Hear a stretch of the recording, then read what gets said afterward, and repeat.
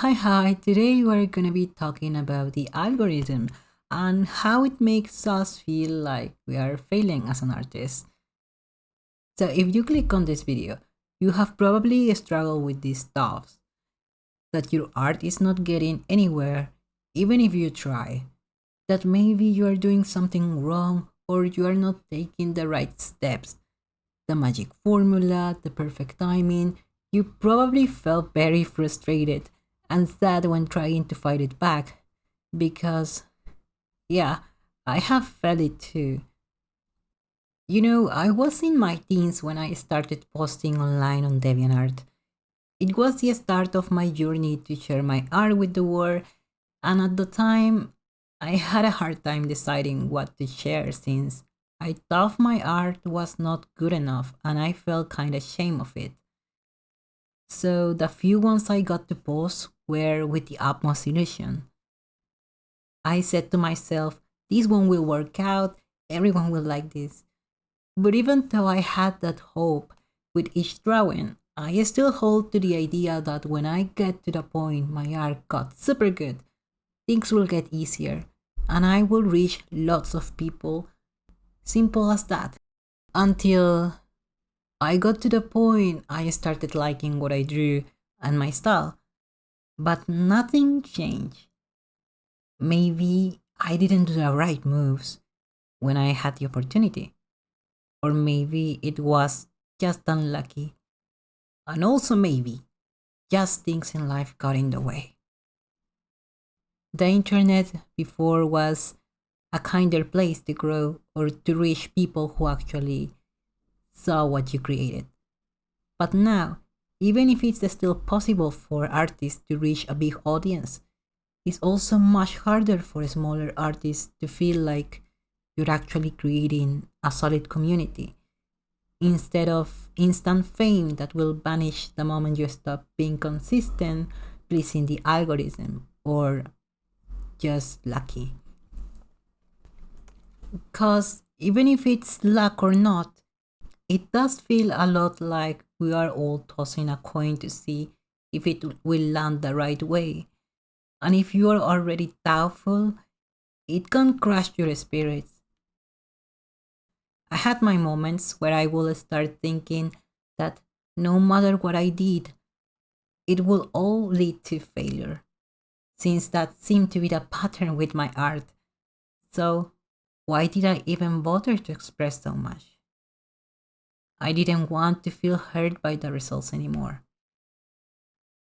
So, it was good for my mental health for a time to leave social media because it helped me to have a space to focus on rediscovering my love for my art and the things I create. There was always that part of me that hoped that I could have the courage to share again without being so affected to the point of feeling paralyzed, without it taking too much of me or my mental health. And if you find yourself in the same predicament, I will share with you the new perspective I'm trying to have about how I'm deciding to share my art. And hopefully, it can lift some of the baggage you're carrying and help you too. Because there's beauty in sharing, and it's so sad that we get so affected by social media that it can taint our enjoyment of it. So, my first tip will be I share my art because I choose to love it first. It's okay if you feel sad or disappointed if you see that something you shared didn't do well or as well as you expected. The important thing is do not let those feelings sink you even more. If you choose to love it first, that's enough for now. You have enough love for your art to keep sharing it. This will be like a little self love practice. We get drowned by so much content in a day that we can lose our sight and get lost in comparisons. If we want others to love our art and what we do, why not start by loving it ourselves, despite how well or not it can be received on social media. Number 2, it's not failure. They are my baby steps. There's no place to arrive if we don't move. Repeat with me. There's no place to arrive if we don't move. Some people take big leaps, some others just take baby steps, and that's totally fine. For many years, I hope I could make my account explode and suddenly I could have all this following coming. And with that in mind, I always thought and acted accordingly, thinking I had to make the perfect piece, the perfect video, the perfect timing, the perfect feed. And that always led me to burnout. It was a big limitation I imposed on myself because I would create all my ideas looking for the perfect ones. And it ended being counterproductive, draining, and it will kill my joy if it didn't do well. So, baby steps, even if they are not polished or the greatest. You have an idea? Awesome, let's try it. Will it work? Who knows? But let's get it out there. Let's try and put our love and enthusiasm on it, because that's what creating is. And if we keep creating every idea just because we think we need the perfect one, we will only get stuck and be back in that unhappy loop we are trying to get out. Maybe we don't get where we want soon, but as long as you are creating and enjoying it, instead of suffering the process, that's something to be proud of, and it should be a win in our books. There's so many tips and recipes for success online that we are all told to follow, but I personally feel like those only have made me struggle more mentally than anything, because it feels like a performance of someone I'm not. But if following tips is something that excites you and you like, then go for it. We are all different, so what it's my experience could be not for everyone. I think the worst thing we can do as creative people is to censor our ideas or sparks of inspiration. So, as long as you are honest and excited about that idea that popped on your mind, share it. It's all about the baby steps. Maybe we get somewhere we never expected, but it's good we are moving and learning in this journey. My tip number 3 is be honest, unafraid, be you.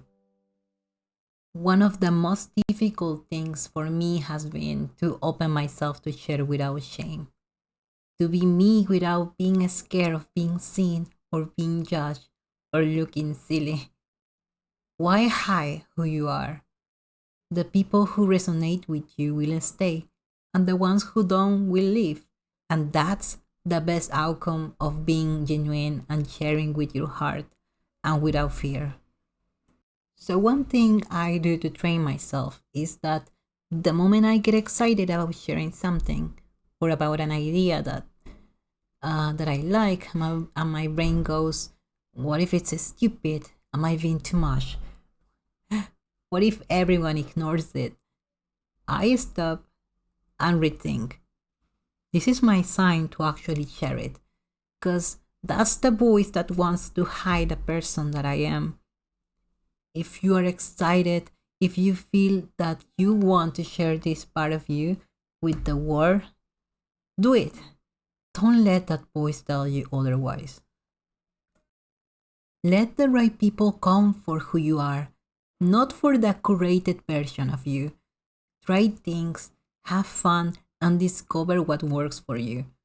Because that's something you will only know when you keep putting yourself out there. And my tip number 4 is share and disconnect. I'm the kind of person who can get really anxious after making a post. And maybe you do too. It gets draining if you cannot control that itch to check the results. In the long run, it can be very detrimental on your mental well-being and exhausting. You could even end up losing your day to it, and I don't think that's something we want. I personally don't like when social media takes a big chunk of my day. I try to do it as quick as possible because we all have other things we want to focus on or work we have to do.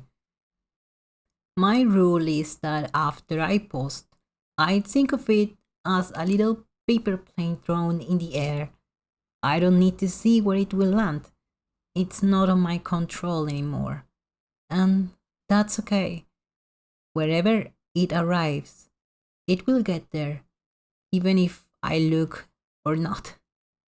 So do not let social media eat my time.